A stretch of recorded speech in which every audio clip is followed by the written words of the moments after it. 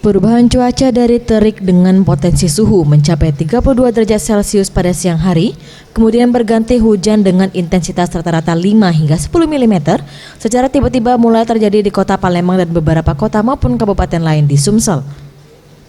Badan Meteorologi, Klimatologi, Geofisika kelas 1 Kenten menjelaskan, kondisi seperti itu dapat terjadi karena Sumsel dan kota Palembang tengah memasuki peralihan musim kemarau ke musim penghujan.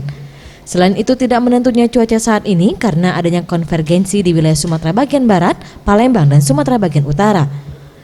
BMKG memprediksi kondisi seperti ini akan terjadi dalam 3 hari ke depan. Meski tidak berpotensi terjadi bencana, BMKG meminta masyarakat yang berada di kota Palembang, Muba, Lubuk Linggau, Empat Lawang, Lahat, Pagar Alam, dan Oku Selatan untuk tetap waspada. Hujan-hujan lokal untuk saat ini wilayah Sumatera bagian barat hingga ke Palembang juga dan bagian utara ini memang ada kondisi konvergensi yang mengakibatkan pertumbuhan awan hujan menjadi begitu aktif sehingga banyak turun hujan untuk 1-2 hari ini. Sementara itu dari pantauan pihaknya dalam 3 hari terakhir kualitas udara di Palembang mencapai parameter tidak sehat dikarenakan tingginya titik hotspot di Sumsel.